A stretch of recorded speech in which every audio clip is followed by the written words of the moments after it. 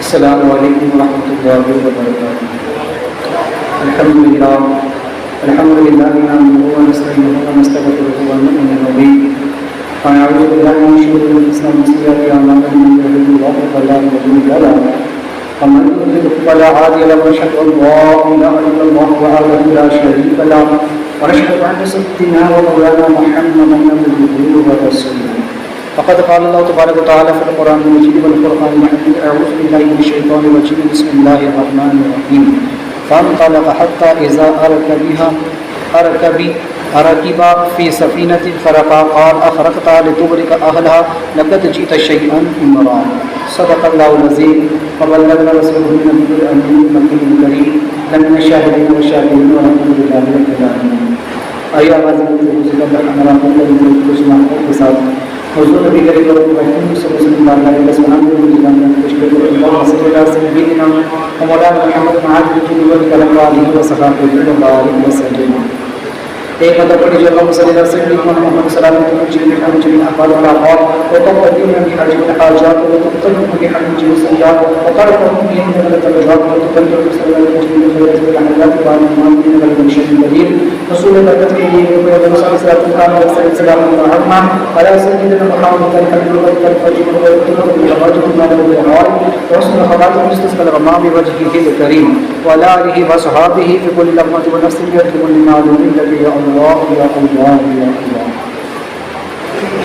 حضرت موسیٰ علیہ السلام کے ذکر میں ہم نے سماعت کیا تھا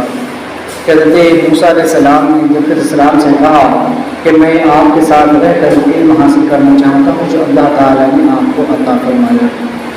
حضرت علیہ السلام نے اس کی ایک شرط متعین کی کہ ٹھیک ہے، پہلے تو کہا کہ آپ میرے ساتھ ہرگز صبر نہ کر سکیں گے، برداشت نہ کر سکیں گے، لیکن موسیٰ علیہ السلام نے جب یہ یقین دلایا تو آپ نے کہا اچھا ٹھیک ہے، میں اجازت تو دیتا ہوں اپنے ساتھ رہنے کی، پر ایک شرط یہ ہے کہ آپ مجھ سے کوئی سوال نہیں کریں، یا تو خود میں آپ کو اس کا جواب بتا دوں یا آپ کا ذہن یا آپ کی فراست باطنی وہاں تک پہنچ جائے اور مجھے بتانے کی ضرورت نہ پڑے۔ اس شرط کے ساتھ آپ میرے ساتھ رہیں۔ حضرت موسیٰ علیہ السلام نے شرط کو قبول کیا۔ اب جب دونوں آگے کا سفر شروع کرتے ہیں تو قرآن کہتا ہے فانطلق حتى إذا ركب في السفينة خرقها قال أخرقتها لتغرق أهلها لقد جئت إمرا۔ اب یہ سفر کا جب حصہ شروع ہوا، اب دونوں چلے یہاں تک کہ کشتی میں سوار ہوئے تو ایک بندے نے اسے چیڑ ڈالا۔ موسیٰ علیہ السلام نے کہا کہ یہ تم نے بڑا غلط کیا کہ ان لوگوں نے جو ہے تو ہمیں اپنی کشتی میں جگہ دی اور آپ نے ایک ناپسندیدہ کام کیا، لہٰذا چونکہ سفر کا یہ پہلا مرحلہ تھا۔ اب چونکہ جب دونوں کا سفر شروع ہوا یہاں سے تو یہ پہلا مرحلہ تھا کہ دونوں نبی علیہ السلام ایک جانب کو تشریف لے جا رہے تھے اور اس میں ایک شریعت کا نبی ہے جس کی ہر بات وحی الہی، اور دوسرا طریقت کا نبی ہے کہ جن کی ہر بات خفیہ وحی الہی ہے، لہٰذا جو شریعت کا نبی ہے اس کی وحی ظاہر ہے، جس کو ظاہر نہ کرے تو نقصان۔ دوسرے نبی طریقت والے ہیں کہ ان کے لیے اسے چھپانا ضروری ہے، اگر اسے ظاہر کر دے تو نقصان۔ لہٰذا ایک اجزام شریعت کے قانون و کتاب والا مرسل نبی اور ایک ارواح انسانیہ کو جلا اور پاکیزگی بخشنے والا نبی۔ لہٰذا چونکہ آج مسلم قوم کے اندر اتنی جو افراتفری مچی ہوئی ہے اور یہ جو بگاڑ پیدا ہو گیا ہے، اس کی وجہ ایک یہ بھی ہے کہ پیری مریدی اس قدر عام ہو گئی ہے کہ وہ ہر کوئی پیری مریدی کرنے لگا ہے۔ ہر ایرا گیا جس بیچارے کو خود شریعت کی خبر نہیں ہے، جس کو خود ابھی فرائض معلوم نہیں ہے، شریعت کے اہم احکام اور عقائد سے بھی واقف نہیں ہے، اب وہ بھی مرید کرنا شروع کر دیتا ہے۔ لہٰذا ایسے ہی لوگوں کی وجہ سے اہل سنت کی بدنام ہے، اور اسلام کا جو ایک اہم رکن تھا یہ کہ لوگوں کو بیعت کر کے انہیں راہ سرور طے کرائی جائے اور ان کا ربط اللہ تبارک و تعالیٰ سے جوڑ دیا جائے، آج یہ چیز بھی ایسی ہو گئی کہ ان جاہلوں کے چکر میں شریعت اور طریقت والے اصل جو لوگ ہیں وہ دب کر کے رہے۔ لہٰذا چونکہ انبیاء علیہ السلام جو مبعوث ہوئے ان کے بھی 3 طبقے رہے. ایک اہل شریعت، انہیں کو رسول اور الہی پیغامات جو ہے تو آتے رہے. دوسرے اہل طریقت اور تیسرے اہل معارفت. حضرت آدم و نوح علیہ السلام اور موسیٰ علیہ السلام وغیرہ جو ہے تو یہ اکثر انبیاء کرام علیہ السلام جو ہے اہل شریعت سے ہیں. چونکہ 313 انبیاء جو مرسل نبی ہے یہ سب کے سب اہل شریعت سے ہیں. اور چونکہ جو بعد کے انبیاء علیہ السلام ہے تو وہ چونکہ انہی کے تابع ہوا کرتے تھے اور ان کی وحی خفیہ ہوا کرتی تھی، لہٰذا وہی صرف قانون کی ہوتی تھی. اور اہل طریقت انبیاء کرام وہی صرف باطنی اسرار و رموز پر اور باطنی طریقے پر اصلاح فرماتے تھے. جو اہل شریعت انبیاء تھے،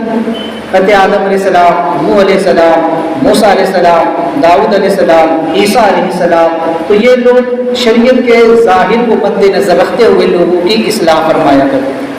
اور جو انبیاء علیہ السلام کی طرف باطنی وحی آتی تھی وہ لوگوں کے باطن کی اصلاح کیا کرتے تھے. اہل حقیقت و معرفت صرف توحید اور ترک دنیا کی تلقین فرماتے، جیسے شعیب علیہ السلام، زکریا علیہ السلام اور عزیر و عیسیٰ علیہ السلام. اور اہل طریقت میں جو ہے تو خضر علیہ السلام اور الیاس علیہ السلام اور ادریس علیہ السلام کا شمار ہوتا ہے. اور اہل شریعت انبیاء جو ہے تو انہی کے وارث علماء اور فقہا ہوا کرتے ہیں. لہٰذا اہل طریقت میں صوفیہ اولیاء عباد اللہ بنتے ہیں اور اہل معرفت انبیاء کرام کی بارگاہوں میں صرف عابدین، زاہدین اور تاریخ کے خلوت نشین پیدا ہوتے ہیں. لیکن یہ شان صرف میں نے سے قبل بھی کہا کہ یہ شان صرف آقا کریم صلی اللہ تبارک و تعالی علیہ وسلم کی ہے کہ اللہ تبارک و تعالی نے آپ کو شریعت، طریقت، حقیقت اور معرفت کا جامع بنا. اب کسی خضر کے پاس جانے کی ضرورت نہیں ہے، اب کہیں اور جانے کی ضرورت نہیں ہے، کسی اور آستانے پر حاضر ہونے کی ضرورت نہیں ہے، اس لیے کہ حضور نبی کریم صلی اللہ تعالی علیہ وسلم کو اللہ تبارک و تعالی نے کامل و اکمل بنا کر کے مبعوث فرمایا. لہٰذا آپ سے ہی اب ہر چیز لی جائے گی. اب شریعت بھی، طریقت بھی، حقیقت بھی اور معرفت بھی، یہ سب کچھ ہمیں حضور نبی کریم صلی اللہ علیہ وسلم کے دربار ہی سے ملے گا.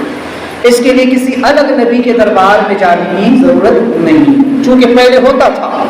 کہ ایک ہی نبی میں کبھی کبھی ایک ہی قوم میں کبھی کبھی 2 انبیاء بھی آ جاتے. ایک نبی ان کی شریعت کی حفاظت، ان کے جو تو شریعت کی طرح اس پہ رہبری کرتا، اور دوسرا ان کی باطنی جو ہے تو طریقت کے اعتبار سے ان کی رہبری کرتا. لیکن حضور نبی کریم صلی اللہ علیہ وسلم کے مبعوث ہو جانے کے بعد چونکہ آپ خاتم النبیین آخری نبی ہیں، اب کسی اور دروازے پر جانے کی ضرورت نہیں. آپ علیہ السلام نے خود اپنے اصحاب کی تربیت اس طرح سے فرمائی کہ خود فرماتے ہیں اصحابی کالنجوم فبأی اقتدیتم اہتدیتم، میرے تمام صحابہ ستاروں کی طرح جس کی بھی پیروی کرو گے ہدایت پا جاؤ. میں نے انہیں شریعت بھی سکھائی ہے، انہیں طریقت بھی سکھائی ہے، انہیں حقیقت بھی تک پہنچایا ہے، اور ان کو میں نے خدا کی معرفت بھی کرائی. تو حضور علیہ السلام نے صحابہ کرام کی اس طرح سے تربیت فرمائی. تو لہٰذا اب جو ہے تو کسی اور آستانے پر نبی کے ہمیں جانے کی ضرورت نہیں ہے. لہٰذا چونکہ حضرت موسیٰ اور خضر علیہ السلام مجمع البحرین یعنی بحر روم اور بحر فارس کی 2 دھاری دریا کے کنارے چل پڑے، اس طرح کہ ایک طالب اور ایک مطلوب، ایک سیکھنے کا ارادہ رکھنے والا اور ایک سکھانے کا وعدہ فرمانے والا. مگر حقیقت یہ ہے کہ نبی کا استاد سوائے اللہ کے کوئی نہیں ہو سکتا. یہاں کچھ اور ہی اللہ کو دکھانا مقصود تھا. چونکہ یہ علم سیکھنا حضرت موسیٰ علیہ السلام کے لیے کوئی فرض واجب ضروری نہیں تھا. دونوں صاحب نبوت ایک دوسرے کے علم سے لا تعلق تھے. موسیٰ علیہ السلام چونکہ ظاہری شریعت کے نبی تھے، ان پر شریعت کا غلبہ تھا، اس لیے آپ انہی علوم پر زیادہ دسترس حاصل کی. اور حضرت خضر علیہ السلام چونکہ علوم باطن کی طرف آپ کی توجہ زیادہ تھی، آپ اسی کی طرف جو ہے تو مبعوث ہوئے تھے. اس لیے دونوں ایک دوسرے کے کام سے، ایک دوسرے کے فعل سے اور ایک دوسرے کی وحی سے لا علم تھے. لہٰذا اپنی اپنی قوم اپنے اپنے کام کے نبی تھے اور سارے انسانوں کے لیے بھی نہ تھے. لہٰذا خضر علیہ السلام کو تو اپنی منزل اور اپنے ذمے لگے ہوئے تمام کام یاد تھے. انہیں کہاں جانا ہے اللہ کے حکم سے اور کیا کام کرنا ہے، کیسے کرنا ہے، یہ سب کچھ خضر علیہ السلام کو پتہ تھا. لہٰذا چونکہ اس وقت موسیٰ علیہ السلام ان کے تابع ان کی جو ہے تو ایک طالب کی حیثیت سے، طالب علم کی حیثیت سے ان کے ساتھ ہے، اور چونکہ حضرت یوشع علیہ السلام بھی ساتھ ہی میں، بعض نے اکثر روایت راجع یہی ہے کہ یوشع علیہ السلام بھی ساتھ ہی تھے۔ لہٰذا اب جب یہ راستہ چل رہے ہیں، چونکہ موسیٰ علیہ السلام خود تابع، اس لیے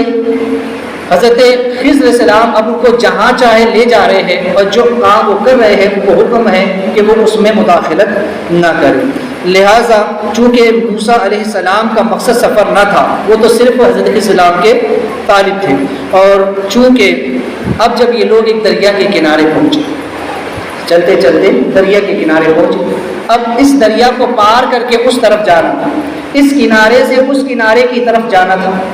لہٰذا وہاں پہنچ کر انتظار کرنے لگے۔ اتنے میں ایک کشتی آئی، ایک کشتی ہے، اب دیکھو یہاں پر پہلے میں بھی آگے چلتا پھر یہاں ایک چیز بیان کروں۔ ایک ملاح کشتی کو چلاتا ہوا آیا، اس کشتی کے اندر کچھ لوگ بیٹھے ہوئے تھے، لہٰذا جیسے ہی اس نے ان دونوں بزرگوں کو دیکھا تو انہیں بیٹھنے کی اجازت دی، کشتی کو روک دی اور کہا کہ آپ میری کشتی میں سوار ہو جائیں۔ تو جو کشتی کے دوسرے مسافر تھے انہوں نے اس کو منع کیا، کہنے لگے کہ ہو سکتا ہے لوگ کوئی چور ہو، ڈاکو ہو، اجنبی لوگ ہیں، ہم انہیں کیسے اپنی کشتی میں سوار کر لیں۔ لیکن چونکہ بعض روایتوں میں ہے کہ وہ شخص حضرت خضر علیہ السلام کو جانتا تھا، اس سے پہلے بھی ایک آدھ مرتبہ کو لے گیا، یا پھر یوں کہ ان دونوں بزرگوں، تینوں بزرگوں کے چہرے کی نورانیت اور ان کا روب اور دبدبہ دیکھ کر کے سبھی مرعوب ہو گئے اور ان کو بلا اجرت، بلا قیمت کشتی میں سوار ہونے کی دعوت دی تھی۔ آپ سے ہم کوئی پیسہ نہیں لیں گے، کوئی روپیہ نہیں لیں گے، کوئی چیز نہیں لیں گے، بس آپ ہماری کشتی میں سوار ہو جائیں۔ لہٰذا انہوں نے مفت میں، فری میں حضرت موسیٰ علیہ السلام اور حضرت سیدنا خضر علیہ السلام اور یوشع علیہ السلام کو اپنے ساتھ کشتی میں سوار کر لیا۔ لہٰذا جب یہ کشتی بیچ بھور میں پہنچی، دریا کے سمندر کے بیچ بھور میں، بالکل بیچ میں پہنچ گئی، جہاں دریا کی طغیانی ہوتی ہے، جہاں پر سمندر زیادہ گہرا ہوتا ہے، اس مقام پر پہنچی تو وہیں پر خضر علیہ السلام نے لوگوں سے نظر چراتے ہوئے کہ سب لوگوں کی توجہ دوسری طرف ہے، آپ نے ایک کلہاڑی دی اور اس کشتی کے اندر سوراخ کر دی، اس کے 2 تختے آپ نے اکھیڑ کر کے رکھ دیے۔ لہٰذا موسیٰ علیہ السلام اس میں آنے والے پانی کو روکتے تھے اور خضر علیہ السلام نے جو ہے تو اس کے تختے کو اکھیڑ دیا۔ بعض روایتوں میں یوں ہے کہ خضر علیہ السلام نے جن تختوں کو اکھیڑا تھا، جن کو نکالا تھا، تو آپ کی کرامت تھی کہ وہ پانی جو ہے تو کشتی کے اندر نہیں آتا تھا۔ اور ایک روایت میں یوں بھی ہے کہ آپ نے کشتی کے اندر سے جو تختے نکالے تھے وہ اس طرح کے تھے کہ جن کو نکالنے کی وجہ سے کشتی میں پانی تو نہیں آ سکتا تھا لیکن اس کے اندر عیب ضرور پیدا ہو گیا۔ بہرحال مختلف روایات کے ساتھ، تو چونکہ جب آپ نے اس کو اکھیڑ دیا تو چونکہ دیکھیں نبی اور نبی کا کوئی کام حکمت سے خالی نہیں ہوتا، اللہ والوں کا کوئی کام حکمت سے خالی نہیں ہوا کرتا، وہ جو کرتے ہیں اس کے پیچھے وجہ اور حکمت ہوتی ہے۔ یہاں پر بظاہر موسیٰ علیہ السلام کی توجہ اس امر کی طرف نہیں گئی، اور حضرت خضر علیہ السلام نے جب ان تختوں کو پھیر دیا تو چونکہ ایک کرامت کہ پانی تو اوپر نہیں آ رہا ہے اس کے اندر، اب دیکھیے اللہ والوں کے اختیار ہے، وہ چاہے تو پانی پر چل کر بھی جا سکتے ہیں، انہیں اختیار۔ حضرت خضر علیہ السلام کے بارے میں ایک روایت میں کہ جب موسیٰ علیہ السلام اس سے ملنے کے لیے آئے، جب 2 دن کی مسافر پر زیادہ چلے گئے اور واپس پلٹ کر آئے تو دیکھا کہ خضر علیہ السلام پانی پر اپنا مصلی بچھا کر کے نماز پڑھ رہے، تو ان کو تو اتنا اختیار ہے، اور یہ تو نبی ہے، ولیوں کا اختیار ہے۔ حضرت سیدنا جنید بغدادی رحمۃ اللہ تعالی کے بارے میں ایک واقعہ مشہور ہے کہ ایک مرتبہ آپ جو ہے تو سمندر میں چلنے لگے، دریا کو پار کرنے لگے، تو آپ پانی کے اوپر چل رہے تھے، ایک شخص نے دیکھا، کہنے لگا کہ میں بھی جو ہے تو آپ کے ساتھ آنا چاہتا ہوں۔ آپ نے کہا اچھا ٹھیک ہے، آپ اللہ اللہ کہتے ہوئے سمندر کو پار کر رہے ہیں، پانی پر چل رہے ہیں۔ اس شخص سے آپ نے کہا کہ میرے پیچھے یا جنید کہتا ہوا، اب وہ بھی حضرت جنید بغدادی کے پیچھے یا جنید کہتے ہوئے چل رہا۔ اب شیطان نے اس کو ورگلایا، کہنے لگا کہ حضرت جنید تو خود اللہ اللہ کہہ رہے ہیں اور تو اللہ کو چھوڑ کر یا جنید کہہ رہا ہے۔ تو بھی اللہ اللہ کہہ۔ اس نے بھی اللہ اللہ کہنا شروع کیا، جیسے یہ کہا تو وہ پانی میں ڈوبنے لگا۔ حضرت جنید نے اس کا ہاتھ پکڑ کر کے اوپر کھینچا اور کہا کہ پہلے جنید تک پہنچ جا، پھر خدا تک پہنچ جا، پہلے اللہ والوں تک پہنچ جا، پھر یہ اللہ والے تجھے خدا تک پہنچا دے گا۔ اس سے قبل بھی ہم سن چکے کہ موسیٰ علیہ السلام خود جو ہے تو دریائے نیل میں جو ہے تو آپ جب چلنے لگے تو اللہ نے سمندر کو روک دیا، پانی کو روک دیا۔ تو ان نبیوں کو، ان ولیوں کو اتنا اختیار ہے کہ وہ پانی پر چل کر جا سکتے ہیں۔ ان موسیٰ علیہ السلام کے لیے سمندر چیر دیا گیا تھا، یہاں پر بھی وہ آسا مار دیتے، پانی پھٹ جاتا، راستہ طے کر کے چلے جاتے، لیکن نہیں۔ اب دیکھیے یہاں جو چیز میں بتانا چاہتا ہوں، ایک ہوتا ہے حکمت یعنی کہ مادیت، اور ایک ہوتی ہے روحانیت۔ یہاں پر موسیٰ علیہ السلام نے روحانیت سے کام نہیں لیا، ابھی مادیت والا معاملہ چل رہا ہے، تو اسی پر عمل دونوں بزرگوں نے کیا کہ جو طریقہ ہے وہ یہ ہے کہ سمندر کو پار کرنا ہے اور کشتی موجود ہے تو اس میں سوار ہو کر کے کشتی کے ذریعے سمندر کو پار کیا جائے۔ یہ قانون ہے، یہ قانون ہے، لیکن انبیاء کا اختیار یہ ہے کہ وہ چاہے تو بغیر کشتی کے بھی سمندر کو پار کر سکے۔ تو ایک ہے قانون اور ایک ہے اختیار، لیکن اختیار کو کبھی کبھی جو ہے تو استعمال میں لایا جاتا ہے، جہاں کسی کو معجزہ دکھانا ہو، جہاں کسی کو کرامت دکھانی ہو، جہاں کوئی ایسا امر معاملہ آ جائے وہاں پر کرامت دکھائی جاتی ہے، ورنہ شریعت کے ظاہر پر ہی عمل کیا جاتا ہے۔ تو لہٰذا وہ دونوں بزرگ کشتی میں سوار ہوئے، اور جب خضر السلام نے اس کا تختہ اکھیڑ دیا تو موسیٰ علیہ السلام نے، چونکہ آپ بھی نبی اور جانتے ہیں کہ اتنا اختیار تو ہے کہ ہم تو پانی میں ڈوب بھی نہیں سکتے، ہم تو خود پانی پر چل کر راستہ پار کر لیں گے، اسی لیے انہوں نے کہا کہ یہ تم نے بڑا جو تو ایسا کام کیا کہ جو خلاف شرع ہے۔ آپ نے تختہ اکھیڑ دیا، آپ نے کشتی سے تختہ اس لیے اکھیڑا، اس میں سوراخ اس لیے بنا دیا تاکہ کشتی کے لوگ غرق ہو جائے، وہ لوگ جو ہے تو پانی میں ڈوب جائے۔ اب دیکھیں یہ نہیں کہا کہ ہم لوگ ڈوب جائے،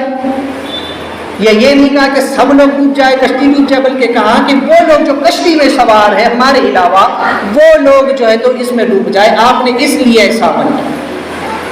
لہٰذا انہوں نے وہاں پر خضر السلام کو ٹوک دیا۔ اب چونکہ خضر السلام نے پہلی شرط لگائی تھی، میں جو کام کروں گا اس میں تمہیں سوال نہیں کرنا، تمہیں اعتراض نہیں کرنا ہے، تمہیں خاموشی کے ساتھ بس میرے ساتھ رہنا ہے۔ لیکن یہاں پر موسیٰ علیہ السلام نے جب شریعت کے خلاف عمل ہوتے ہوئے دیکھا، کیوں؟ اس لیے کہ یہاں پر 3 خرابیاں پیدا ہو گئی تھیں۔ سب سے پہلی یہ کہ ایک جانی نقصان کا اندیشہ تھا، یعنی کہ تمام لوگوں کے پانی میں ڈوب جانے میں، سمندر میں، دریا میں ڈوب جانے کا خطرہ تھا کہ یہ سب لوگ غرق ہو جائیں گے، اتنی ساری جانیں تلف برباد ہو جائیں گی۔ دوسرا مالی نقصان جو کہ واقعتاً ہو چکا تھا، چونکہ آپ نے کشتی میں سے 2 تختے نکال دیے تو کشتی میں تو عیب ہو گیا، کشتی والے کا تو ظاہر سی بات ہے کہ نقصان ہوا، تو یہ مالی نقصان ہو گیا۔ اور تیسرا احسان فراموشی، کیونکہ ان لوگوں نے، اس کشتی والے نے، اس کشتی کے مالک نے ان کو بلا اجرت کشتی میں سوار کیا تھا، تو احسان ہی کیا نا کہ اپنی کشتی میں ان سے کرایہ نہیں لیا، کہا کہ بس آپ لوگ بیٹھ جاؤ۔ تو بجائے احسان کرنے کے حل جزاء الاحسان الا الاحسان، احسان کا بدلہ یہ ہے کہ احسان کیا جائے، مگر آپ نے تو اس کی کشتی کے تختے اکھیڑ کر اس کے ساتھ احسان فراموشی کر۔ تو یہ 3 باتیں موسیٰ علیہ السلام کو اپنی بلکہ ہر شریعت کے خلاف نظر آئی، اور آج بھی یہی حکم ہے، ہماری شریعت میں بھی یہی ہے کہ کوئی انسان اگر ہم پر احسان کرے تو اس کے ساتھ احسان کرے۔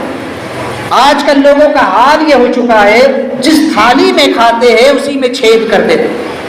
جس کے ساتھ رہتے ہیں اسی کے بغل کے بال اکھیڑ دیتے، جس کے ساتھ رہتے ہیں اسی کے عیبوں کو جو ہے تو لوگوں میں ظاہر کر دیتے،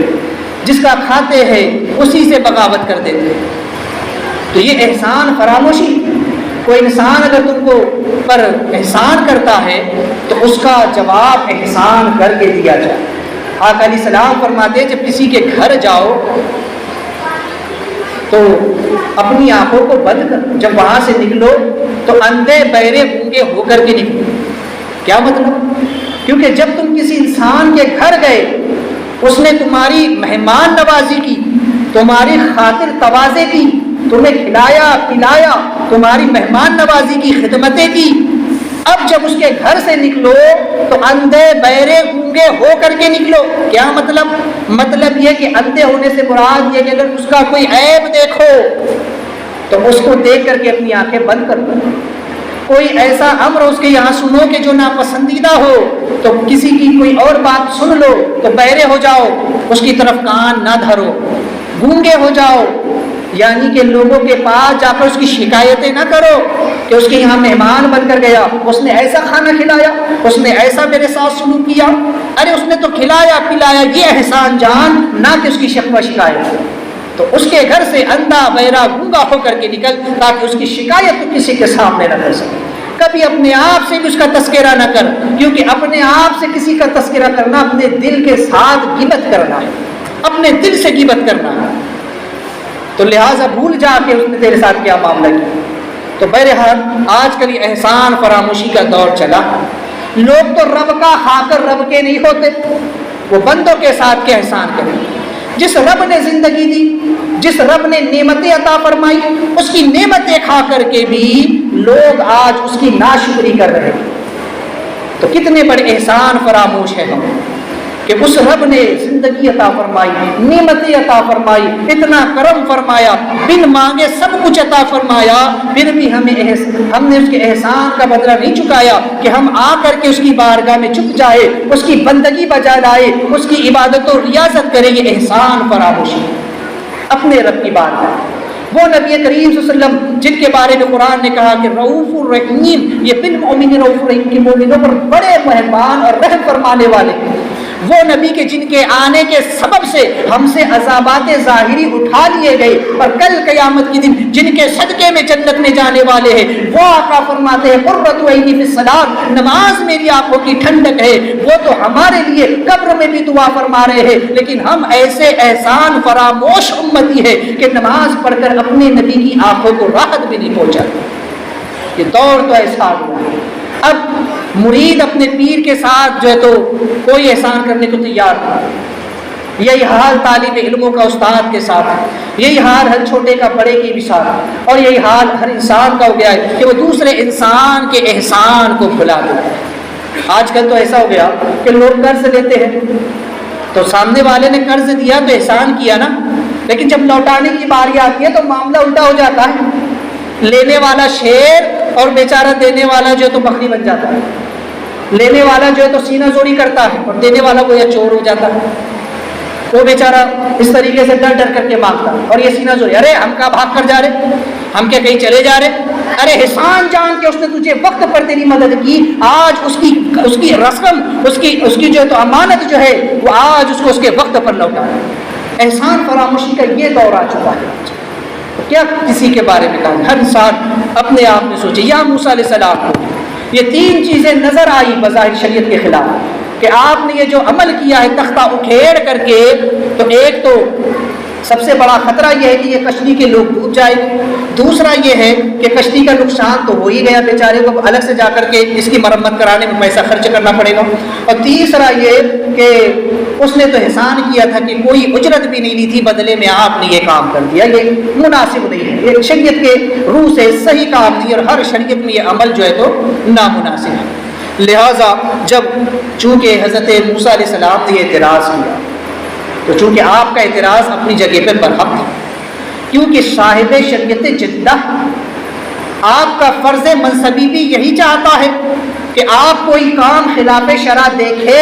تو فوراً اس پر ٹوک۔ آپ کا منصب یہی، آپ مبعوث اس لیے ہوئے تھے، آپ کو بھیجا اس لیے گیا تھا کہ لوگوں کے جو آپ خلاف شرع دیکھے اس پر ان کی اصلاح کرے، ان کو ٹوکے، تو آپ نے وہی کیا جو آپ کی شریعت کا تقاضا تھا۔ لہٰذا چونکہ یہ احتجاجی سوال تھا اور خضر علیہ السلام نے اس پر ان کو کوئی جواب نہیں دیا اور نہ ہی کوئی توجہ ان کی طرف اس بات پر، کیونکہ یہ قانون شریعت موسوی کا تھا، اور چونکہ آپ خود اپنی شریعت باطنی پر عمل فرما رہے تھے، خضر علیہ السلام اپنی شریعت کے مطابق عمل کر رہے تھے، وہ وہی جو خفیہ طور پر ان کی طرف آتی تھی وہ بھی اللہ ہی کا حکم تھا، اللہ ہی کا امر تھا،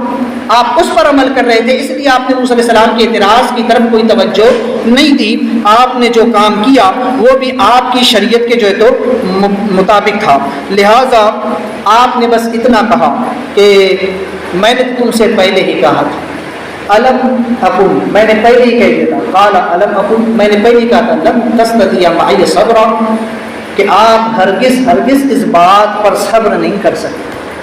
آپ میرے ساتھ نہیں ٹھہر سکیں گے، میں نے تو پہلے ہی آپ سے کہہ دیا تھا کہ آپ میرے کاموں پر صبر نہیں کر سکتے، میں جو کام کروں گا وہ کام تمہیں اپنی شریعت کے خلاف نظر آئے گا اور آپ ضرور اعتراض کرو گے، آپ سے ان باتوں پر جو ہے تو صبر نہیں ہو سکتا، لہٰذا اہل باطن اور صاحب اسرار لوگوں کے کام اغیار کے کانوں اور آنکھوں تک نہ جا سکے۔ آپ نے کہا کہ میں چونکہ ہمارے جو کام ہوتے ہیں وہ باطنی طور پر ہوتے ہیں، لہٰذا یہ لوگوں تک نہ جانے پائے، لوگوں تک نہ پہنچے، ورنہ یہ لوگ تو پھر آگاہ ہو جائیں گے، چونکہ موسیٰ علیہ السلام، خضر علیہ السلام اور یوشع علیہ السلام یہ تینوں کشتی کے ایک الگ حصے میں الگ کنارے پر بیٹھے ہوئے تھے، اور جو دیگر لوگ تھے وہ کشتی کے دوسرے طرف بیٹھے ہوئے تھے، تمام کے تمام لوگ، ان کا دھیان اس طرف نہیں تھا۔ جب خضر علیہ السلام نے دیکھا کہ وہ لوگ کشتی میں اپنے ایک الگ راز جو ہے تو بیٹھے ہوئے ہیں اور اپنے اپنے کاموں میں مشغول ہیں اور کسی کی نظر، کسی کی توجہ ہماری طرف نہیں ہے، کیونکہ یہ تینوں افراد اکیلے ایک طرف بیٹھے ہوئے تھے، لہٰذا تب آپ نے یہ کام، یہاں سے چیز کہ اہل خلوت حضرات یہ ہمیشہ خلوت میں رہتے ہیں، تنہائی میں رہتے ہیں، ایک طرف رہتے ہیں، صوفیہ حضرات یہ دنیا سے الگ تھلگ رہتے ہیں، کیونکہ ان کے معاملات اور ان کے کام ہی سب سے جدا ہوتے ہیں، لہٰذا آپ نے کہا کہ اگر آپ نے اس راز کو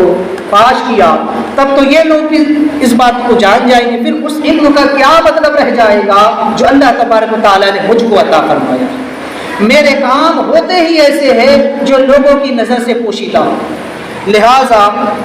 نہ اہل اور نہ محرم بھی ہماری مجلس میں آ کر کے پھر شور و شرابہ کرنا شروع کر دیں۔ اگر آپ اسی طرح مجھ سے حجت کرتے رہے، مجھ پر اعتراض کرتے رہے اور میں جواب دینا شروع کر دوں، ہماری گفتگو ہوگی، بحث پڑے گی، تو کشتی کے دوسرے لوگ بھی ہمارے پاس آئیں گے اور پھر یہاں آ کر کے جب وہ دیکھیں گے تو پھر وہ الگ شور و غوغا کرنا شروع کر دیں گے، اور جو ہم اس وقت یہاں تنہا بیٹھ کر کے اللہ کی عبادت کر رہے ہیں وہ بھی ہم سے نہ ہو سکے، تو لوگوں کا ہجوم لگ جائے گا اور ہم اللہ کی عبادت سے بھی غافل ہو جائیں گے، تو لہٰذا یہ لوگ یہاں آ کر کے ہماری خلوت کو خراب کر دیں گے،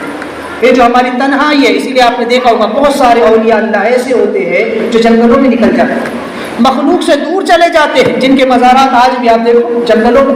بہت سارے ولیوں کے مزار ہیں، اسی لیے کہ وہ دنیا سے کٹ کر نکل جاتے ہیں کہ ایک طرف جا کر کے سکون کے ساتھ، اطمینان کے ساتھ جا کر کے اللہ کی عبادت، اللہ کی بندگی کرے، تاکہ کوئی آ کر کے ان کو پریشان نہ کر سکے۔ پہلے زمانے میں اب بنی اسرائیل میں یہ چیز لازم تھی، ضروری تھی، لیکن ہماری شریعت میں اب یہ چیز لازم و ضروری نہیں ہے۔ میرے آقا علیہ السلام فرماتے چونکہ اس کو رہبان کہا جاتا ہے، رہبان یعنی کہ راہب وہ لوگ ہوتے تھے کہ جو لوگ دنیا سے ترک تعلق کر دیتے تھے اور کسی ایک گرجا میں جا کر کے، کسی ایک جنگل میں جا کر کے وہیں پر اللہ کرتے، اللہ کی عبادتیں کیا کرتے، تو وہ راہب کہلاتے تھے، تارک الدنیا کہلاتے تھے۔ ہماری شریعت میں بھی ایسے اولیاء اللہ موجود ہے جو کہ دنیا سے لا تعلق ہو کر کے نکل جائے، لیکن ہمارے یہاں یہ چیز لازم و ضروری نہیں۔ میرے آقا علیہ السلام فرماتے ہیں کہ میری امت کی رہبانیت یہ ہے کہ وہ لوگ مسجدوں میں آ کر کے اعتکاف کریں۔ میرے آقا نے یہ کرم کر دیا کہ ہمیں بنی اسرائیل کی طرح جنگلوں میں جانے کی ضرورت نہیں ہے، بلکہ میری امت پر اللہ نے کرم یہ کیا کہ وہ ثواب اور وہ اجر اور وہ انعامات جو اللہ تبارک و تعالیٰ بنی اسرائیل کو جنگلوں میں نکلنے پر عطا کرتا تھا، اگر میری امت کے لوگ صرف مسجد میں آ کر اعتکاف کر لے تو اللہ تعالیٰ ان سے بھی زیادہ اجر و ثواب عطا فرمائے۔ میری امت کی روحانیت یہ ہے کہ مسجدوں کا اعتکاف کیا جائے، تو لہٰذا آج تو ہمیں فرصت نہیں ملتی کہ 5 وقت آ کر کے نماز پڑھ لیں، تو اعتکاف کرنا تو ہمارے لیے بڑا بھاری پڑتا ہے۔ تو بہرحال یہ خلوت نشین حضرات ہوتے ہیں کہ جو دنیا سے علیحدہ ہو کر کے اللہ تبارک و تعالیٰ کا ذکر کرتے ہیں. قال لا تؤاخذنی بما نسیت ولا ترهقنی من امری عسرا. حضرت موسیٰ علیہ السلام نے معذرت چاہتے ہوئے کہا کہ مجھ سے بھول ہو، میری توجہ نہ رہی، میرا خیال نہ رہا اس طرف، اور میں نے تو بس جو کام خلاف شرع دیکھا فوراً میں اس پر ٹوک دیا. بعض آپ نے دیکھا ہوگا کچھ لوگ ایسے ہوتے ہیں کہ جو غلط ہوتے ہوئے دیکھ کے فوراً ٹوک دیتے ہیں، ایک بالکل کسی چیز کا یعنی اس کو جانے بغیر، کچھ اس کے اوپر غور کیے بغیر فوراً غلط ہوتے ہوئے برداشت نہیں کر پاتے اور فوراً ٹوک دیتے ہیں. تو یہاں پر موسیٰ علیہ السلام کے ساتھ چونکہ یہی امر پیش آیا کہ آپ نے جو ہے جیسے یہ کام ہوتا ہوا دیکھا تو آپ نے فوراً خضر علیہ السلام کو ٹوک دیا.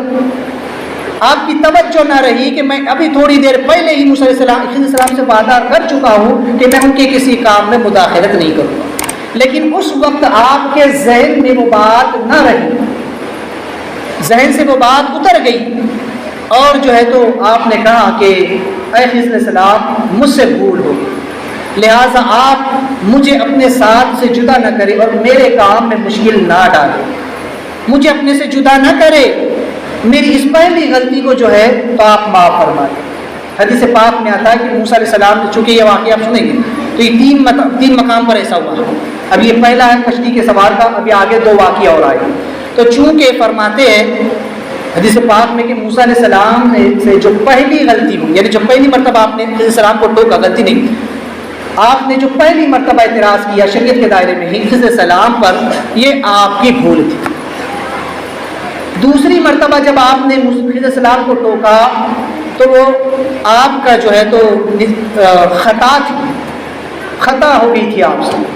اور جو تیسری مرتبہ آپ نے ٹوکا وہ قصدن تھا، جان بوجھ کر کے تھا. تو پہلی تو بھول تھی، اور بھول پر معافی ہوتی ہے، جیسے کہ بھول کر کسی نے روزہ دار نے کھا لیا تو اس کے لیے معافی ہے. دوسری چیز ہوتی ہے خطا ہو جانا، جانتے ہیں لیکن پھر بھی بے اختیار ایسا کام ہو جانا، جیسے کہ روزہ دار کو روزہ ہونا تو یاد تھا لیکن غرارہ کرتے ہوئے اچانک پانی ہلکے سے نیچے اتر گیا، اتنا مبالغہ کیا ناک میں پانی چڑھاتے ہوئے کہ دماغ میں پانی چلا گیا، خطا ہوگی، روزہ جو تو غلطی تو ہوئی. تو یہاں پر خطا تو ہوئی اب، لیکن پھر بھی خضر علیہ السلام نے دوسرا موقع دیا. اور جو تیسرا تھا وہ عمدن آپ نے کیا، کیونکہ اب آپ بھی خضر علیہ السلام سے جدا ہونا چاہتے، کیونکہ اب حکمت الہی بھی یہی تھی کہ آپ خضر علیہ السلام اور موسیٰ علیہ السلام ایک دوسرے سے جدا ہو جائے، اس لیے آپ نے وہاں قصدن جو ہے تو آپ نے اعتراض کر کے موسیٰ علیہ السلام سے جدائی کی. بہرحال واقعہ آ گیا. تو چونکہ یہ پہلی معاملہ تھا تو آپ نے کہا کہ اے خضر علیہ السلام میری اس پہلی جو ہے تو بات کو معاف کر دیں، لہٰذا آگے سے جو ہے تو ایسا نہیں ہو پائے گا. لہٰذا حضرت خضر علیہ السلام نے ان کی جو ہے اس معذرت کو قبول کر لیا. یہاں پر چند چیزیں ہیں کہ انبیاء کرام کے معجزات اور اولیاء کرام کی کرامات اللہ تبارک و تعالیٰ ان کو ان کے اختیار میں عطا فرما دیتا ہے. ایسا نہیں ہوتا کہ اللہ تعالیٰ نبی کو معجزہ تو دے یا ولی کو کرامت تو دے لیکن بعد میں واپس لے لے، اسے چھین لے، ایسا ہرگز نہیں ہوتا. جو اللہ تبارک و تعالیٰ عطا فرما دیتا ہے رب کی شان نہیں ہے کہ پھر ان سے واپس لے.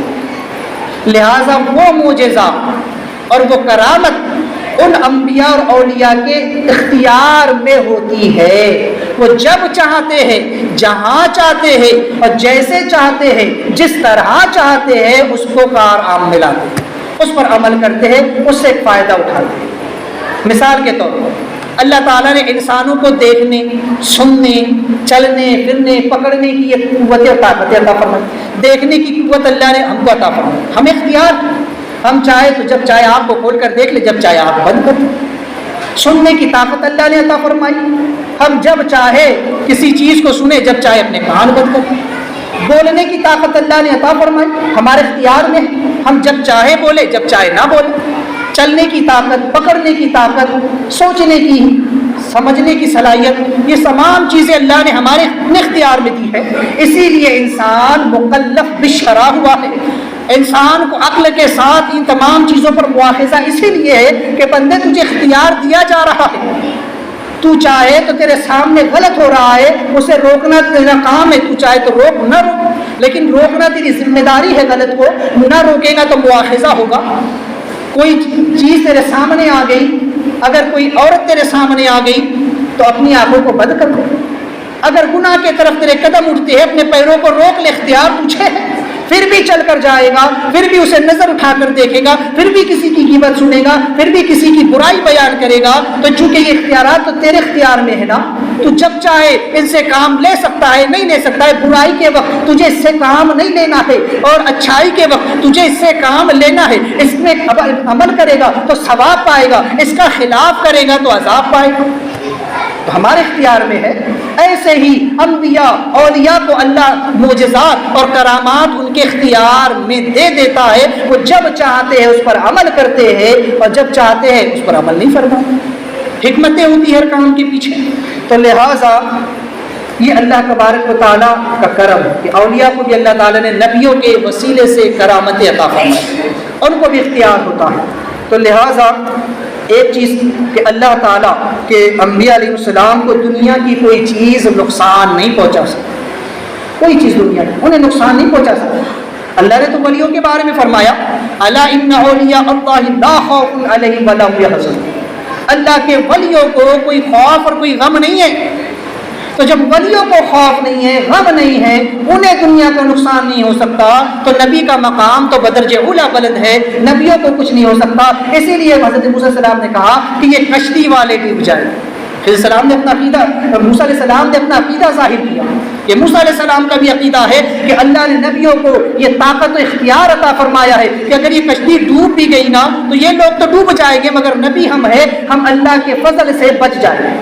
ہم ڈوب نہیں سکتے، یہ سمندر ہم کو ڈوبو نہیں سکتا۔ ابراہیم السلام جانتے تھے آگ مجھ کو جلا نہیں سکتی، رب تعالیٰ جو چاہے وہ کرے، آپ کی کیا مجال کہ مجھ کو جلا دے۔ اسی لیے اللہ کے رسول صلی اللہ علیہ وسلم فرماتے ہیں کہ اللہ تعالیٰ نے زمین پر حرام قرار دے دیا کہ وہ انبیاء علیہ السلام کے جسموں کو کھائے، بے شک انبیاء اپنی قبروں میں زندہ ہے اور رزق بھی دیے جاتے ہیں۔ زمین کی اوقات نہیں ہے کہ وہ نبیوں کے جسم کو مٹی بنا دے، کوئی چیز دنیا کی نبی کے نقصان نہیں پہنچا سکتا۔ یہ موسیٰ علیہ السلام نے بھی اپنے عقیدے سے جو ہے تو ظاہر کر دیا۔ یہاں سے ایک چیز کہ ہر شیخ کو بھی چاہیے کہ وہ جب مرید کرے نا تو ڈھول بجا کر کے مرید کرے، چونکہ ایک زمانہ تھا، میں نے اس سے قبل بھی کہا کہ جب پیران عظام کسی کو مرید کرتے تو پہلے امتحان لیا کرتے تھے کہ یہ مرید بننے کے قابل بھی ہے یا نہیں، تب جا کر اس کو مرید بنایا کرتے تھے۔ اب آج کل تو ایسی ہوا چلی ہے کہ اب پیروں کو بھی ہوس ہو گئی، جو جاہل پیر ہے، جو باشرع ہے، میں ان کی بات نہیں کرتا، جو بے شرع ہے، جن کے دل میں خود دنیا بھری ہوئی ہے، ایسے لوگ کچھ چاہتے کہ بس لوگوں کو دھڑا دھڑ مرید کرتے چلے جاؤ۔ کیوں؟ جیب کیسے گرم ہوگی بھائی؟ اچھے تگڑے مرید جب پکڑے گے تبھی تو پیر کی بھی جیب گرم ہوگی نا۔ پیر صاحب مرید صاحب کے یہاں پہنچے، لاؤ مرغ مسلم، لاؤ فلاں خانہ، لاؤ یہ چیز، لاؤ ہمارے نذرانے۔ تو یہ حال آج کل جاہلوں کا ہو چکا ہے، جس کے سبب سے جو اچھے پیر ہے، جو باشرع پیر ہے، لوگ ان سے بھی بدزن ہو جاتے ہیں۔ ایسے جاہل باباؤں اور ڈھونگیوں کے سبب سے جو باشرع ہے اور جن سے دنیا کو خلقوں کو فائدہ پہنچتا ہے، ایسے سے بھی لوگ جو ہے تو بدزن ہو کر کے ان کے قریب نہیں جاتا۔ تو اس لیے چاہیے کہ پیر بھی جو ہے تو دھڑا دھڑ لوگوں کو مرید نہ کرے، جب تک اس شخص کے دل میں طلب پیدا نہ ہو اور وہ خود آ کر اظہار نہ کرے، یہ نہ کہے کہ میں مرید ہونا چاہتا ہوں، اسے مرید نہ کرے۔ تو لہٰذا ایک چیز تو یہاں، اور مریدوں کو بھی چاہیے کہ اپنے پیروں کا ادب و احترام کرے، کیونکہ یہی وہ ہوتے ہیں کہ یہ پہلی منزل ہے، یہ پہلی منزل ہے خدا تک پہنچنے کی، یہ تمہیں رسول تک پہنچائے گی اور رسول تمہیں خدا تک کے پہنچائے گی۔ یہی طریقہ ہے رب کائنات کا۔ تو چونکہ ایک چیز یہ کہ علماء شریعت پر بھی فرض ہے، یہ ان کا فرض منصبی کہ جب وہ کوئی کام، کوئی امر اہل طریقت سے خلاف شرع دیکھے تو ان کی گرفت کرے، ان سے سوال کر لے۔ تو یہ کام کس کا ہے؟ صرف علماء کا ہے، عوام کا نہیں ہے۔ آج کل تو عوام بھی نکل پڑی ہے علماء اور پیروں کے اوپر اعتراض کرنے کے لیے۔ یہ حق علماء کو حاصل ہے، کیوں؟ کیونکہ وہ عالم ہے، اسے ہر چیز کی خبر ہے، وہ ہر مسئلے کو اچھی طرح سے ٹھوک بجا کر جانتا ہے، اس کے تمام پہلوؤں پر اس کی نظر ہوتی ہے۔ اسی لیے ایک عالم کو حق ہے کہ وہ کسی اہل طریقت کا، کسی پیر کا ایسا عمل دیکھے جو بظاہر خلاف شرع معلوم ہوتا ہو تو اعتراض کرے۔ دیکھیے موسیٰ علیہ السلام نے اس سلام پر اعتراض کیا، کیوں؟ کیونکہ آپ خود شریعت کے نبی تھے، کیونکہ آپ خود سب سے بڑے عالم تھے اس وقت اہل شریعت کے، آپ تورات کے عالم تھے، اس لیے آپ کو حق حاصل تھا، عوام کو حق نہیں تھا کہ وہ جو ہے تو جا کر کے اعتراض کرے۔ یہ حق صرف حاصل تھا موسیٰ علیہ السلام، اسی لیے اس امت میں بھی علماء کو حق حاصل ہے کہ وہ پوچھ لے، کیونکہ ان کی نظر تمام مسائل پر ہوتی ہے۔ میں آپ کو ایک مثال دے کر کے سمجھا دیتا ہوں بات۔ نماز یہ ہر حال میں فرض ہے، ہر حال میں فرض ہے۔ اب نماز اگر کبھی اس کا جو وقت ہے، جب یہ وقت شروع ہوتا ہے اور جہاں یہ وقت ختم ہوتا ہے، وہ پورا وقت نماز کا وقت ہوتا ہے۔ میں ایک مثال دیتا ہوں، جیسے کہ ظہر کا وقت یہ شروع ہوتا ہے زوال کے بعد سے اور اس وقت تک رہتا ہے جب تک سائے، اصلی سائے دوگنا نہ ہو جائے، ہے نا؟ اس کے بعد سے پھر عصر کا وقت شروع ہو جاتا ہے۔ تو یہ جو زوال کا، ظہر کا جو وقت ہے، جہاں سے یہ شروع ہوا اور جہاں یہ ختم ہوا،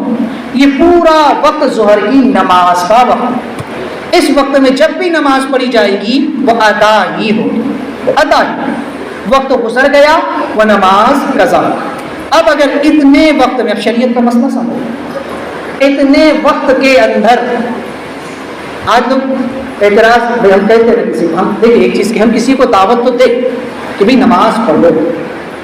اگر ہم محسوس کرتے ہیں کہ فلاں شخص کو ہم نے نہیں دیکھا کہ وہ نماز میں آیا تو ہم اسے صرف دعوت دیں کہ بھائی نماز پڑھو۔ ممکن ہے اس نے کہیں اور نماز پڑھ لی، ممکن ہے وہ دوسری مسجد میں چلا گیا، ممکن ہے اس نے گھر میں پڑھ لی، تو یہ چیزیں ہوتی ہیں۔ لیکن ہم دھڑلے سے کہہ دیتے ہیں یہ بے نمازی ہے فلاں، ہم کسی کو متعین کر کے یہ بے نمازی ہے اس وقت تک نہ کہے جب تک آپ کو یہ یقین نہ ہو، یقین، بالکل یقین ہو کہ ہاں اس نے پورا نماز کا وقت، پورا ظہر کا وقت جو جہاں سے شروع ہوتا ہے اور ختم ہوتا ہے وہ پورا کے پورا وقت اس نے اس طرح سے گزارا ہے کہ میری نگاہوں سے اوجھل نہیں ہوا، اور اس نے نماز اس وقت میں نہیں پڑھی ہے، یقیناً اب یہ بے نماز ہے۔ لیکن شریعت یہ کہتی ہے کہ اگر وہ تھوڑی دیر کے لیے بھی تمہاری نظر سے غائب ہو گیا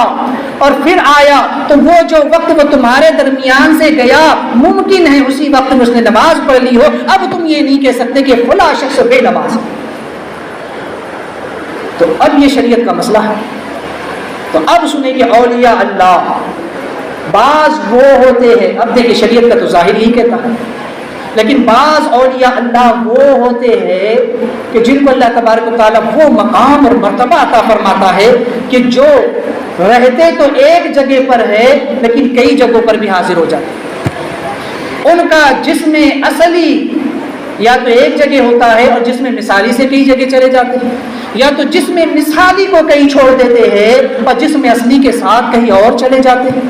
بہت سارے اولیاء اللہ کے ایسے واقعات ہے کہ وہ اپنی خانقاہ میں بھی بیٹھے ہوئے ہیں اور کبھی کعبے کا طواف کرتے ہوئے بھی نظر آ رہے ہیں۔ سرکار غوث پاک کا ایک مشہور واقعہ ہے کہ 70 مریدوں نے آ کر دعوت دی، ایک ہی وقت میں، ایک ہی جگہ، ایک ہی ٹائم میں 70 مریدوں کے گھر پر جا کر آپ نے دعوت کھائی، یہ اختیار ہوتا ہے ان کو۔ تو اس لیے کوئی ایسا ولی کامل کہ جو شریعت کا پابند ہے، پابند شرع ہے، اگر اس کا پورا وقت تم دیکھو کہ اس طرح سے گزرا ہے تمہاری نگاہوں کے سامنے کہ وہ تمہاری نگاہ سے اوجھل بھی نہیں ہوا، اس نے نماز بھی نہیں پڑھی، تو سمجھنا کہ ممکن ہے کہ اس کا جسم مثالی تمہارے سامنے ہے اور وہ جسم اصلی سے کہیں اور جا کر کے نماز ادا کر کے آ گیا۔ یہ اختیار اللہ کے ولیوں کو ہوتا ہے۔ بعض اولیاء وہ ہوتے ہیں جن کے لیے کعبہ چل کر کے آتا ہے، بعض وہ ہوتے ہیں جو چل کر کعبہ تک کے چلے جاتے ہیں۔ تو بہرحال یہ چیز ہوتی ہے، تو ہم لوگ دھڑنے سے کسی پر بھی اعتراض کرتے ہیں، ایک طرح کا پھر الزام ہو جاتا ہے، بہتان ہوگا، تہمت ہوگی کسی مسلمان پر۔ تو مسئلے کی نوعیت کو، اس کی وجہ، اس کی علت، اس کے پیچھے کا بیک گراؤنڈ جب تک پوری طرح معلوم نہ ہو، کسی عالم پر اور کسی پیر پر اعتراض نہ ہو۔ یہ حق صرف علماء کو حاصل ہے، کیونکہ ان کی نظر میں تمام جزیات و کلیات ان کی نگاہ میں ہوتے ہیں، اس مسئلے کے تمام پہلوؤں سے وہ آشنا ہوتے ہیں، تب جا کر وہ اعتراض کرتے ہیں۔ موسیٰ علیہ السلام نے ایسے ہی اعتراض نہیں کیا تھا، یہ 3 وجہ تھی، تب جا کر موسیٰ علیہ السلام نے خضر علیہ السلام پر اعتراض کیا، اور یہ 3 علتیں آپ نے بیان فرمائی۔ تو یہ وجہ ہوتی ہے ایک علم والے کی اور ایک غیر عالم کی، اس لیے کہا گیا کہ حل یستوی الذین یعلمون والذین لا یعلمون، علم والے اور بغیر علم والے کبھی برابر نہیں ہو سکتے، عالم اور جاہل برابر نہیں ہو سکتے۔ آج لوگ اپنی تلنا کرنے نکل جاتے ہیں علماء سے، علماء کے اماموں کے مقام کو اتنا ہلکا سمجھ لیا ہے آج کہ جو منہ میں آیا لوگ کہہ دیتے ہیں۔ یاد رکھیں کسی عالم کی توہین بسبب اس کے علم کے کفر ہے، ایسی توہین کرنے والا کافر بھی ہو جائے گا۔ تو لہٰذا یہ سمجھے کہ حضرت موسیٰ نبی علیہ السلام نے جو ہے تو یہاں پر ہمیں ایک چیز یہ بھی سکھائی۔ تو ایک چیز ہوتی ہے کہ شریعت کا ظاہر اور ایک ہوتا ہے شریعت کا باطن، لیکن اب ہماری شریعت میں کسی کو یہ اختیار نہیں رہ گیا ہے کہ اب وہ اپنی جو ہے تو کسی الگ معاملے پر عمل کرے۔ اولیاء اللہ بھی اب اپنے خوابوں کو اور اپنے کشف کو اور اپنے معاملات کو پہلے شریعت کی کسوٹی پر پرکھتے ہیں، اس کے بعد جا کر کے اس کا چرچا لوگوں میں کرتے، اس کے بعد جا کر کے لوگوں میں بیان کرتے ہیں کہ ہم نے فلاں چیز کشف میں دیکھی یا فلاں چیز مجھ کو معلوم ہوئی یا فلاں معاملہ ایسا، پہلے اسے شریعت کے دائرے پر پرکھتے ہیں۔ سیدنا سرکار غوث پاک رضی اللہ تبارک و تعالیٰ خود بیان فرماتے ہیں کہ ایک مرتبہ میں راستے سے گزر رہا تھا، ایک بادل میرے اوپر سایہ فگن ہو گیا اور میرے ساتھ ساتھ چلنے لگا سایہ کر کے، پھر جب مجھے پانی کی ضرورت ہوئی تو اس سے پانی بھی برسا، لہٰذا پھر میں ایک مقام پر ٹھہرا تو اس بادل سے آواز آئی کہ عبدالقادر میں تیرا رب ہوں اور میں تجھ پر اپنی حرام چیزیں آج حلال کرتا ہوں۔ سرکار بغداد نے اسی وقت لاہور پڑھا ولا حول ولا قوت الا باللہ العلی العظیم، اتنا پڑھنا تھا کہ وہ بادل پھٹا اور شیطان سامنے آیا اور کہنے لگا عبدالقادر آج تجھے تیرے علم نے بچا لیا۔ سرکار بغداد نے فرمایا او جاہل سن، مجھے میرے علم میں نہیں بلکہ میرے رب نے بچا لیا۔ کہا پھر مجھے دھوکہ دینا چاہتا ہے، مجھے میرے علم کے معاملے میں پھنسا کر مجھے انا کو بڑھا کر جو تو مجھے گمراہ کرنا چاہتا ہے، یہ میرے علم کا کمال نہیں میرے رب کا فضل ہے، میرے رب کا کرم ہوا کہ میں تجھ سے بچ گیا۔ لوگوں نے پوچھا کہ سرکار بغداد آپ نے کیسے پہچانا کہ وہ شیطان ہے وہ رب نہیں ہے؟ کہاں کے پاس بہت آسان سا طریقہ تھا، میں نے اس کے قول کو شریعت کے دائرے میں رکھ کر کے دیکھا، جب مجھ سے یہ کہا کہ میں تجھ پر اپنی حرام چیزیں حلال کرتا ہوں، میں نے اس کے قول کو شریعت کی دہلیز پر رکھا تو وہ مجھے مردود نظر آیا، کیونکہ جب اللہ نے اپنے نبی پر حرام چیز حلال نہ کی تو عبدالقادر کی کیا اوقات ہے کہ اللہ اس کے لیے حرام کو حلال فرما دے۔ میں سمجھ گیا یہ میرے رب کا کلام نہیں ہے، یہ شیطان مردود کا کام ہے۔ تو اولیاء اللہ ہر معاملے کو شریعت میں پرکھتے ہیں، اس کے بعد جا کر کے اس پہ عمل کرتے ہیں۔ لہٰذا آج وہ جاہل پیر جو یہ کہتے ہیں کہ شریعت کا راستہ الگ ہے، طریقت کا راستہ الگ ہے، یہ مولویوں کی اور فقیروں کی بنتی نہیں ہے، یہ مولوی لوگوں کے کام تو فتوے دینا ہے اور ہم پیر فقیروں کا راستہ ہی الگ ہے، ہم تو دائم وضو قائم نماز ہے، ہم تو ہمیشہ وضو سے رہتے ہیں اور ہماری چلتے پھرتے نماز ہو جاتی ہے، ہم تو دل کی نماز پڑھتے، ایسا ہی کہنے والے جاہل بے دین ہے، گستاخ ہے، مردود ہے ایسے لوگ۔ اس شریعت میں اب کسی کی نہ چلے گی، اب جو چلے گی مصطفیٰ کی چلے گی، مصطفیٰ کی شریعت کے دائرے میں ہر ایک کو پرکھ کر کے دیکھا جائے گا، جو شریعت کے دائرے میں شریعت کے اصولوں پر کھرا اترتا ہوا نظر آئے گا اسی کی بات مانی جائے گی، ورنہ ایسوں کو اسی شیطان کی طرح مردود قرار دے دیا جائے گا۔ یہ چیز سمجھے، ایسے جاہلوں سے بچے جو 10 انگوٹیاں پہن کر مرید کرتے پھرتے، جو خود نماز نہیں پڑھتے، جو بالوں کو کمر تک کے لٹکاتے، کاندھوں سے نیچے کر لیتے، کبھی زنانہ معاملات ان کے ہوتے ہیں اور اعلان جو ہے تو وہ گناہ کرتے ہیں، فسق کرتے ہیں، داڑیاں منڈاتے ہیں اور بے شرع کام کرتے ہیں، ایسوں سے دور رہیں۔ جو شریعت کا پابند ہے، جو نمازوں کا پابند ہے، اسی کے ہاتھ میں ہاتھ دے کر اپنی آخرت کا سودا کرے، کیونکہ یہ پیری مریدی یہ آخرت کا سودا ہے۔ یہ کل قیامت کی جو پیر دنیا میں تمہاری مدد نہیں کر سکتا وہ آخرت میں بھی تمہاری مدد نہیں کرے گا، جو دنیا میں تمہاری دستگیری نہیں کر سکتا وہ آخرت میں تمہاری کیا بخشش اور شفاعت کروائے گا۔ تو ایسے کے ہاتھ میں ہاتھ نہ، دیسوں سے دور رہے، آقا کریم صلی اللہ علیہ وسلم، تو میں بس ایک آخری نقطہ کہ شریعت ظاہر اور طریقت باطن، اپنے ظاہر کو شریعت کے سانچے میں ڈھالو اور اپنے باطن کو بھی طریقت سے آراستہ و پیراستہ کرو۔ موسیٰ علیہ السلام نے اپنی جگہ پر حق تھے، آپ نے جو اعتراض کیا بالکل صحیح۔ خضر علیہ السلام اپنی جگہ پر صحیح تھے کیونکہ جو کام ان کے سپرد تھا وہ بھی اللہ کے حکم سے۔ ایک بس آخری چیز جو ہے اس کی مثال رسول علیہ السلام کے زمانے سے، سرکار صلی اللہ تبارک و تعالی علیہ وسلم، آپ کا ظاہری زمانہ مقدس ہے، اور عبداللہ بن ابی جو کہ رئیس المنافقین کہلاتا ہے، منافقوں کا سردار، وہ مرا، اس کا انتقال ہوا۔ بظاہر اپنے آپ کو مسلمان کہتا تھا لیکن تھا پکا منافق، ادھر کافروں کے ساتھ بھی اس کی سانٹھ گاٹھ تھی۔ جیسے آج کل بھی بہت سارے سلے کلی نکل گئے، بولے سنیوں میں بھی اچھے بن کر رہو اور وہابیوں میں بھی اچھے بن کر رہو، ایسے منافق ہیں، ان کو سلے کلی کہا جاتا ہے۔ تو وہ بھی تھا، حضور کے زمانے میں تھے،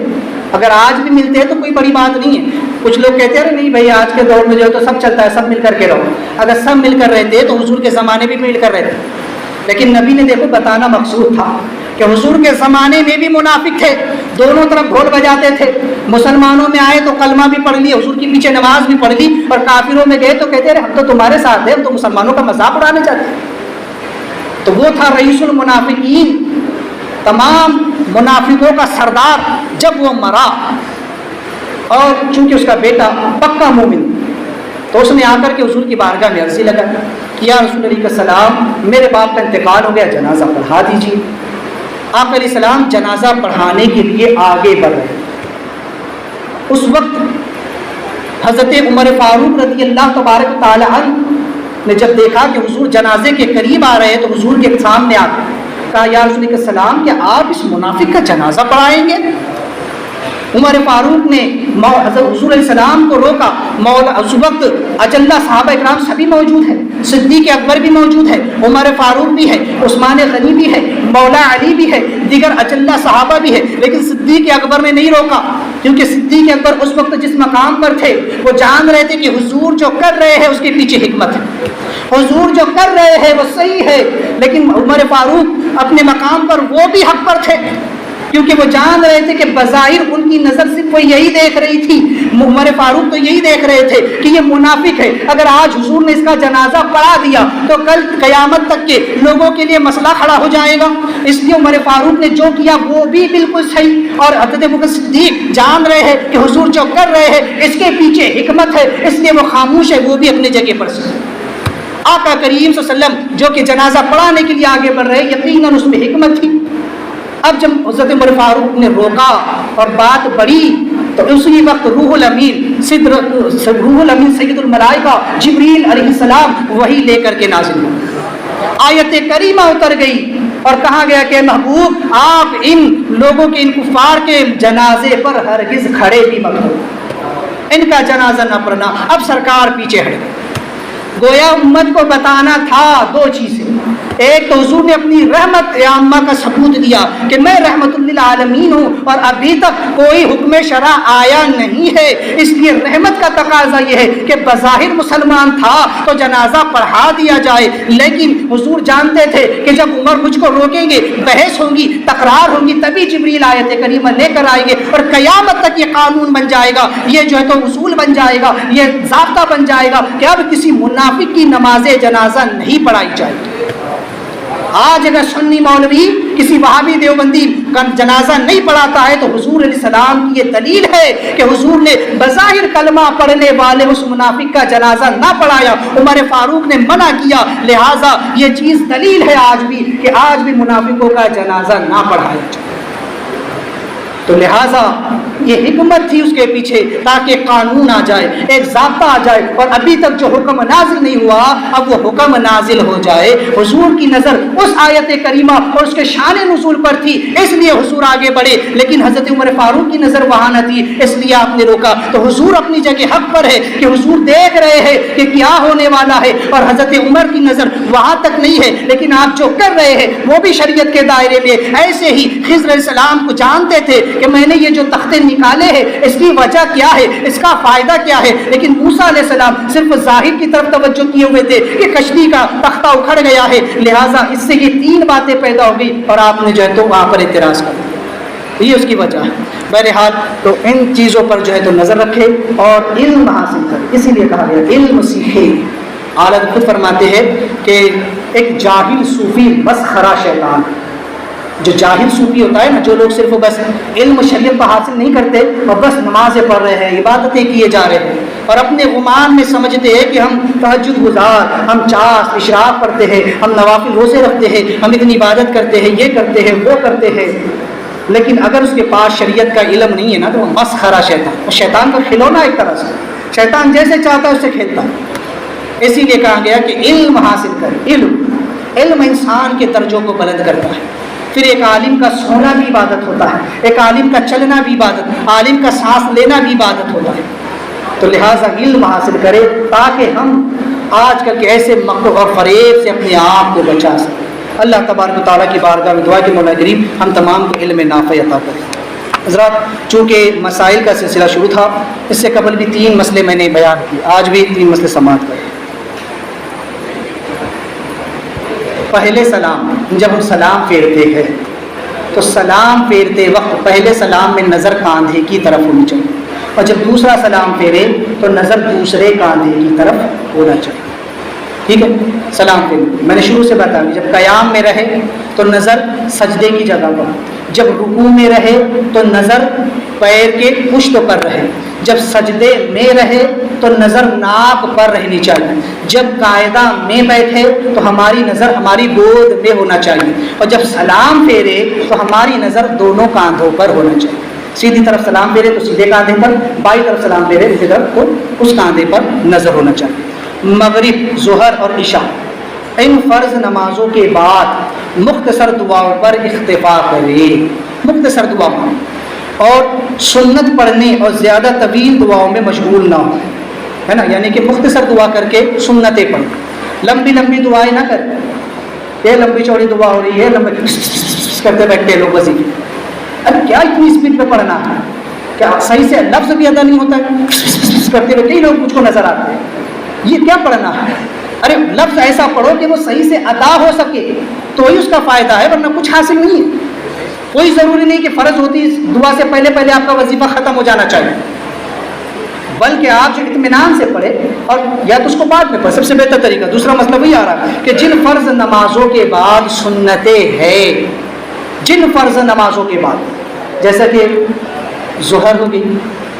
اور مغرب ہو گئی، عشاء ہو گئی، جمعہ ہو گئی، تو ان فرض نمازوں کے بعد چونکہ سنتیں ہوتی ہیں، سنتیں پڑھی جاتی ہیں، سنت موقعہ، تو جن فرض نمازوں کے بعد سنتیں ہیں ان میں لمبی دعائیں نہ کرے، تاخیر نہ کرے، لمبے وظائف نہ پڑھے، ورنہ سنتوں کا ثواب کم ہو جائے. اب بہت سے لوگ تو ایسے ہوتے ہیں کہ وہ اپنا وظیفہ کریں گے، ادھر دعا ہو رہی ہے، اس کے نزدیک دعا سے زیادہ اہمیت وظیفے کی ہوتی ہے. وظیفہ ایک نفل عمل ہے لیکن دعا سنت ہے. سنت امام کے ساتھ اجتماعی دعا ہو رہی ہے، وہ اپنا وظیفہ کرتے بیٹھا ہے. ارے جب دعا ہو جائے اس کے بعد لمبے چوڑے وظیفے کر، جب دعا ہو جائے تو سنتیں پڑھے، اس کے بعد سارا وقت پڑھا ہے وظیفے کرنے کے لیے. تو جن فرض نمازوں کے بعد سنتیں ہیں ان میں تاخیر نہ کرے. تاخیر کرنا مکروہ ہے، اس سے سنتوں کا ثواب کم ہو جاتا ہے. مختصر دعا کرے اور وظیفہ بھی مختصر کرے اور اس کے بعد سنتیں پڑھے، اس کے بعد لمبے لمبے وظیفے کرتے بیٹھے، کوئی آپ کو روکنے والا نہیں. تو لہٰذا ان مسائل کو ذہن میں رکھیں اور اپنی نمازوں کی اصلاح کریں. دوران گفتگو توبہ کرتا ہوں. استغفر اللہ ربی من کل ذنب و اتوب الیہ. لا الہ الا اللہ.